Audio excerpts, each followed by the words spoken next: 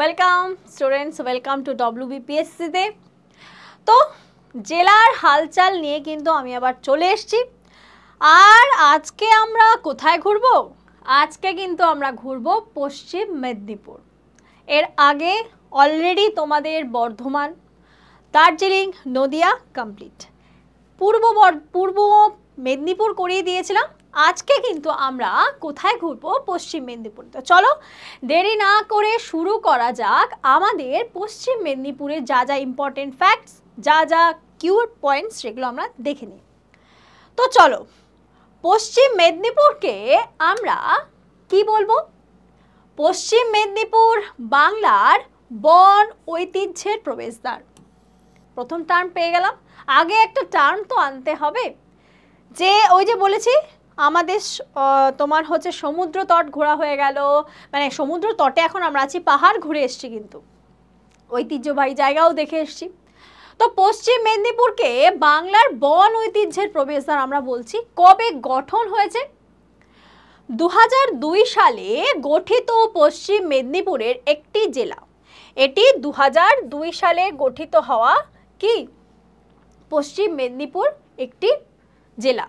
তার সবুজ বনাঞ্চল রয়েছে, স্বতন্ত্র লাল মাটি। আরেকটা পয়েন্ট, পশ্চিম মেদিনীপুরে কিন্তু এই যে মাটি বা মৃত্তিকা আমরা যেটা বলি, সেটা কিন্তু লাল মৃত্তিকা দেখতে পাওয়া যায়।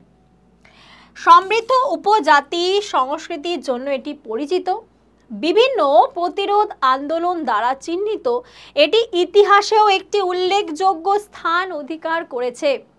অর্থাৎ ইতিহাসও কিন্তু এই পূর্ব মেদিনীপুরের কিছু জায়গার নাম আমাদের চোখে পড়ে। তো কি বৃত্তান্ত সেটাও আমরা দেখে নিই। চলো নেক্সট, এর সীমানাটা প্রথমে দেখা যাক, কিরকম কি সীমানা রয়েছে। যদি আমরা পশ্চিম মেদিনীপুরের সীমানাটা দেখতে পাবো যে উত্তর দিকে রয়েছে বাঁকুড়া জেলা, দক্ষিণে রয়েছে পূর্ব মেদিনীপুর, এই পোর্শনটা রয়েছে পূর্ব মেদিনীপুর, এবং পশ্চিম দিকে রয়েছে ঝাড়খণ্ড রাজ্য। সেই ঝাড়খণ্ড কিন্তু পশ্চিমবঙ্গের ওই পাশটায় আমরা দেখতে পারি। পশ্চিম অংশে মেদিনীপুরের সাথে লাগোয়া বর্ডার রয়েছে। এইবার আমরা দেখব এর কিছু ঐতিহাসিক মূল এবং প্রশাসন। সীমানাটা তো আমরা দেখে নিলাম, সীমানার সাথে সাথে এবার সেখানকার প্রশাসনিক ব্যবস্থা কি বলছে। প্রশাসন সেটা অর্থাৎ যারা সেখানে শাসন চালাচ্ছে, বা এখন তো আর ব্রিটিশ আন্ডারে আমরা নেই, তো এখন সেখানকার শাসন ব্যবস্থা কীরকম কি বৃত্তান্ত। নামের উৎপত্তি, ঐতিহাসিক শহর মেদিনীপুর থেকে এটা উদ্ভূত। প্রত্যেকেই তোমরা জানো যে মেদিনীপুরটাই কিন্তু যেহেতু অনেকটা এলাকা, সেই এলাকাটাকে কিন্তু ভাগ করা হচ্ছে আস্তে আস্তে পূর্ব মেদিনীপুর এবং পশ্চিম মেদিনীপুর। আর 2002 সালে আমরা সেটা দেখলাম পুরোপুরি সেপারেটেড। ঐতিহাসিক গুরুত্ব কি বলছে? চুয়ার বিদ্রোহ ভেরি ভেরি ইম্পর্টেন্ট। আমাদের কিন্তু বেঙ্গলের থেকেও যদি তুমি কোনো এক্সাম ওরিয়েন্টেড দেখো, তাহলে দেখতে পাবো এই যে চুয়ার বিদ্রোহ, জঙ্গলমহল বিদ্রোহের কেন্দ্র ছিল। জঙ্গলমহল, নকশাল, মাওবাদী, এসব টার্ম তোমরা প্রত্যেকেই শুনেছো। জঙ্গলমহলে মাওবাদীদের একটা ডেরা। তো সেই চুয়ার বিদ্রোহ এবং জঙ্গলমহল বিদ্রোহের কেন্দ্র কিন্তু এই পশ্চিম মেদিনীপুর। প্রশাসনিক বিবর্তন কি বলছে? 2002 সালে গঠিত কোনটা? পশ্চিম মেদিনীপুর। 2017 সালে ঝাড়গ্রাম আলাদা হয়ে যায়। ঝাড়গ্রাম কিন্তু আলাদা হয়ে যাচ্ছে কোথা থেকে? পশ্চিম মেদিনীপুর থেকে। তারপর কি বলছে? তারপর বলছে এর প্রশাসনিক কাঠামোটা। এবার কাঠামো কিরূপ কি রয়েছে সেটাও আমরা একটু ছোট করে দেখে নিই। সদর দপ্তর মেদিনীপুর শহর। অনেকেই কিন্তু প্রথম অর্থে মেদিনীপুরই বলে। ইস্ট মেদিনীপুর বা ওয়েস্ট মেদিনীপুর সেটা পরে আসে। সবাই প্রথমে মেদিনীপুরটাই বলে, মেদিনীপুর জেলা বা কিছু। এবং মহকুমা, তাহলে সদর দপ্তর কোনটা আমরা দেখি? সদর বলতে কিন্তু মেন যেই সেন্ট্রাল বা মেন যেই পোর্শনটা, সেটাকেই বলছে সদর দপ্তর। সেটা কিন্তু হয়ে যাচ্ছে কি? সেটা হয়ে যাচ্ছে মেদিনীপুর শহর। তারপরে যদি দেখি মহকুমা, এখানের মহকুমা কি বলছে? মহকুমা হচ্ছে মেদিনীপুরের সদর এবং ঘাটাল এবং খড়গপুর সেটা কিন্তু মহকুমা শাসনের কথা বলছি। ঘাটালও কিন্তু রয়েছে এই পশ্চিম মেদিনীপুরের মধ্যে।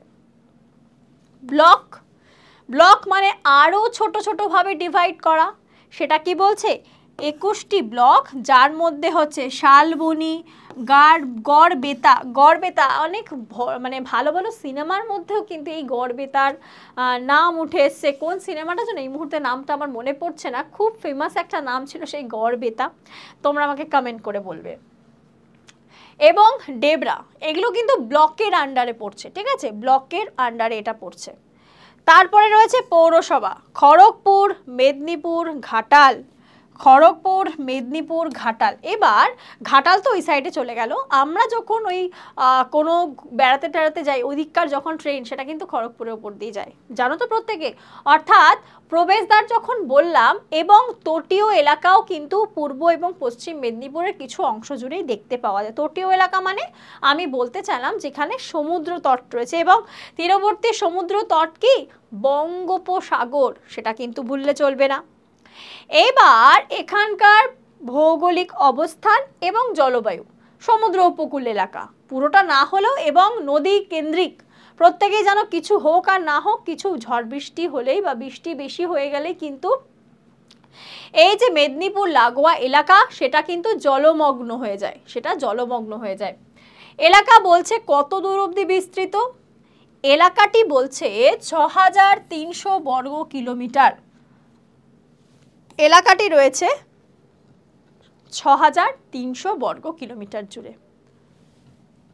তারপরে রয়েছে সমন্বয় সমূহ, অর্থাৎ ওই যে তোমাদেরকে বলেই দিয়েছিলাম আমি একটা ছোট্ট করে পৃথিবীর ম্যাপ তো নয়, পৃথিবীর আকৃতি, এবং আমরা কি জানি এটা হয়ে যাচ্ছে মূল মধ্য রেখা এবং এটা হচ্ছে নিরক্ষরেখা, এরপরে ওপর দিয়ে যা গেছে আমরা সেগুলোকে বলি অক্ষরেখা, এবং এইগুলোকে আমরা বলি দ্রাঘিমা রেখা।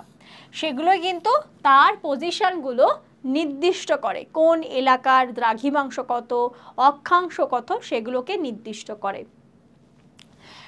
ভূখণ্ড কি বলছে, সময় সমূহ হচ্ছে 22.42 ডিগ্রি উত্তর এবং 87.32 ডিগ্রি পূর্ব। এটা উত্তর গোলার্ধে আমরা বলতে পারি, সেটা পুরোপুরি ভাগ করলে পশ্চিম ভারত, অবভিয়াসলি সেই পোর্শনটাই রয়েছে ভারতের মধ্যে না।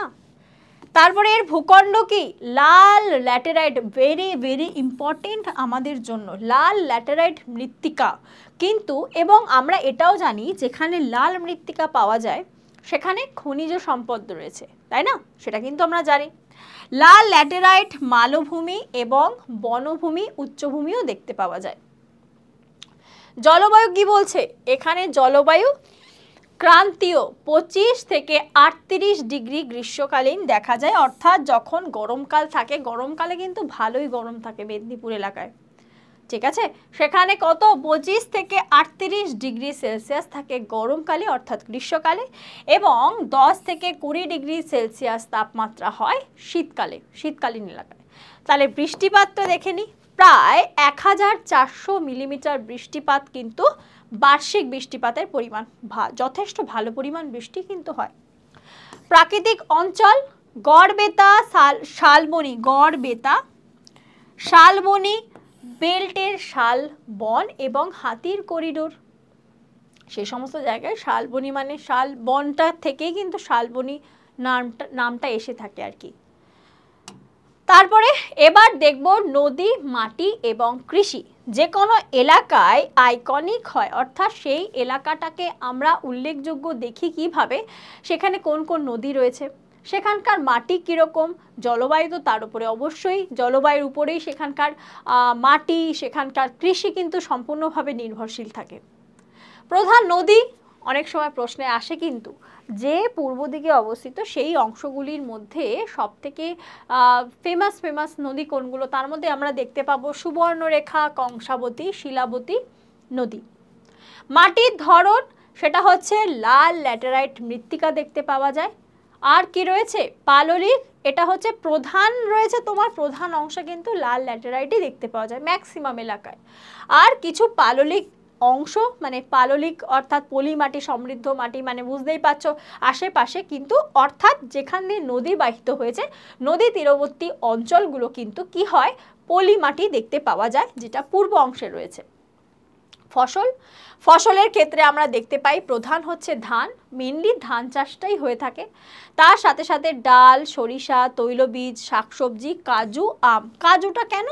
কাজু কিন্তু তোমরা প্রত্যেকেই জানো, এই যে দীঘা বলি না, সমুদ্র তীরবর্তী অঞ্চলে কিন্তু এই কাজু চাষ ভীষণভাবে হয়। একটু মানে সম্পূর্ণ পলি মাটিতে তো হয় না, একটু কি বলবো বালি মাটিযুক্ত লবণাক্ত মাটি থাকে, সেই সমস্ত মাটিতে কিন্তু চাষ হয়। সেচ ব্যবস্থা কি? খাল ব্যবস্থা, কংসাবতী, ট্যাঙ্ক নদী বলা হয়, যে কংসাবতীকে বলা হয় ট্যাঙ্ক। অর্থাৎ কেন ট্যাঙ্ক বলছে?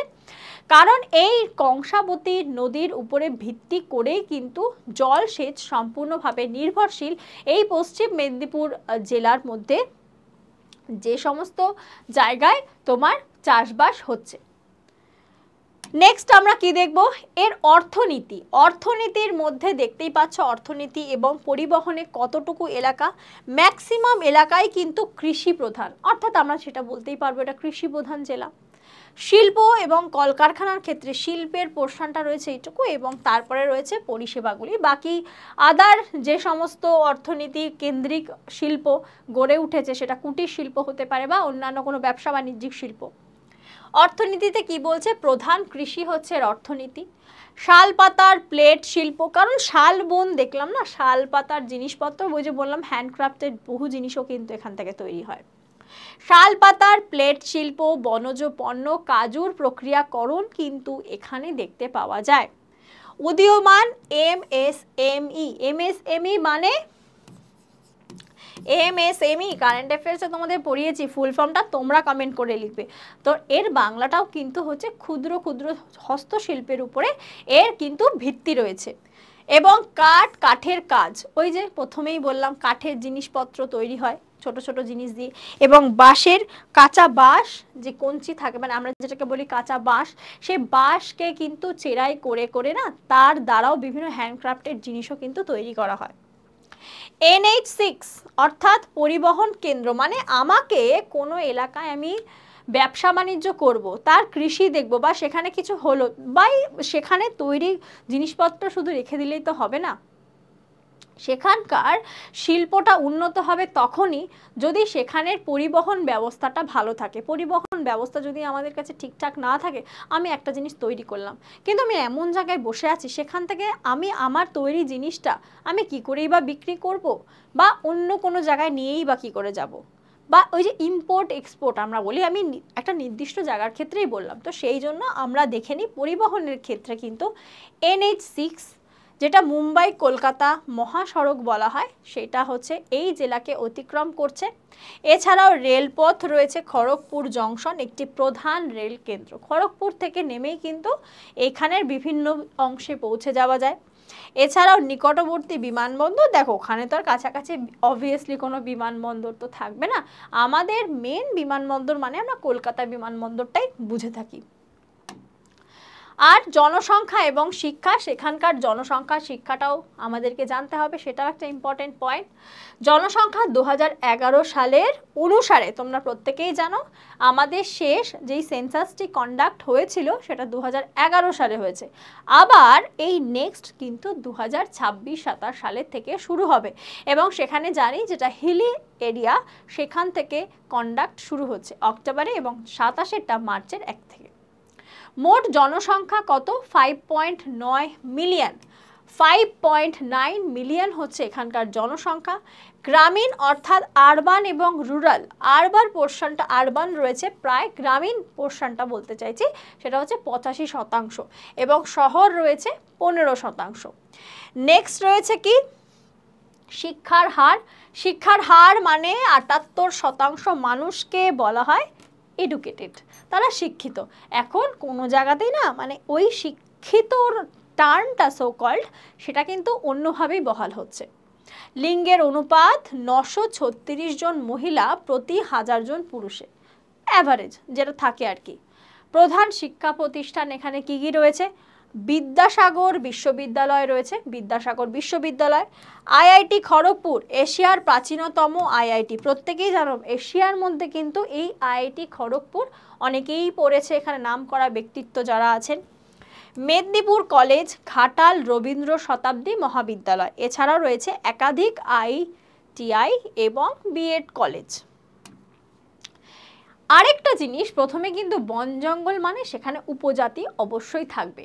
তাদের কি জিনিস দেখতে পাচ্ছি, সংস্কৃতি, উৎসব এবং হস্তশিল্পে যদি দেখি, ভাষাসমূহ উপজাতি অঞ্চলে বাঙালি মেদিনীপুরের লোকেদের না একটা কথার টান থাকে, হ্যাঁ বলেছি গিয়েছো, এরকম একটা টান থাকে ওদের কথার মধ্যে, একটা বেশ ভালো টান থাকে।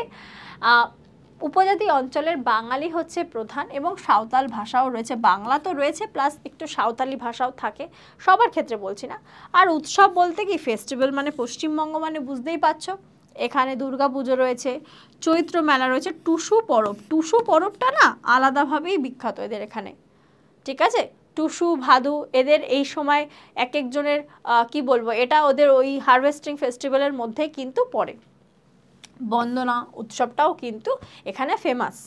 আর হস্তশিল্প কি, ডোকরা, এই একটু আগেই বলছিলাম, এই যে বললাম না, এই ডোকরা কিন্তু মেদিনীপুরে বিখ্যাত।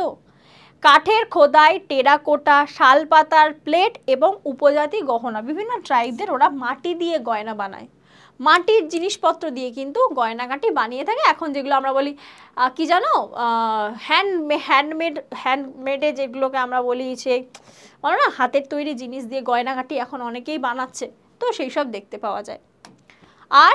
আর যদি দেখি কিছু উল্লেখযোগ্য স্থান এখানে পর্যটনের কেন্দ্র হিসেবেও যদি দেখি, সেটা হচ্ছে গঙ্গানি, গড়বেতার কাছে গ্র্যান্ড ক্যানিয়ন অফ বেঙ্গল, এটা কিন্তু important. Grand Canyon of Bengal কোথায় দেখতে পাওয়া যায়, পশ্চিম মেদিনীপুরে। তারপরে রয়েছে Gopgarh eco park, Gopgarh eco park রয়েছে। মুকুটমণিপুরের কাছাকাছি রয়েছে জলাধার, মুকুটমণিপুর অনেকেই নাম শুনেছ, ছোট্ট একদিনের ট্যুরে কিন্তু অনেকেই ঘুরে আসে মুকুটমণিপুর থেকে, কাছাকাছি এলাকা। এবং জলাধার পিকনিক স্পট সেই একই জায়গাতেই বললাম, এবং রামেশ্বর মন্দির, যেটা চন্দ্রকোনা দুর্গ বলা হয়, রামেশ্বরের মন্দির এবং চন্দ্রকোনা দুর্গও কিন্তু পর্যটকদের কাছে আকর্ষণ করে। এছাড়াও কিছু উল্লেখযোগ্য বিপ্লবীদের নাম, মানে উল্লেখযোগ্য ব্যক্তিত্বদের নাম যদি দেখি, ক্ষুদিরাম বোস, প্রত্যেকেই চেনো তাকে, বিপ্লবী স্বাধীনতা সংগ্রামী ছিলেন, তার নামও ওই পূর্ব মেদিনীপুরের সাথে উল্লেখযোগ্য। ঈশ্বরচন্দ্র বিদ্যাসাগর সমাজ সংস্কারক এবং ঘাটাল বীরসিংহের গ্রামেই কিন্তু পশ্চিম মেদিনীপুরেই কিন্তু তিনি জন্মগ্রহণ করেছিলেন, আমাদের ঈশ্বরচন্দ্র বিদ্যাসাগর। এছাড়াও দেখি বিপিন বিহারী গাঙ্গুলি, ক্ষুদিরাম দাস, বিভিন্ন স্বাধীনতা সংগ্রামে কিন্তু এই পশ্চিম মেদিনীপুর এলাকা থেকেই উঠে এসেছিলেন। তো এটা তোমার কাছে একটা পশ্চিম মেদিনীপুরে ছোট ট্যুর করে এলাম, ছোট্ট ছোট্ট ইনফরমেশন, আর বেশি কিছুই না। তো কেমন লাগলো, বা এই তোমার জেলার হালচাল কীরকম কি লাগছে, অবশ্যই তোমরাও কোনো ইন্টারেস্টিং ফ্যাক্ট এক্সট্রা করে ইনপুট দিতে পারো।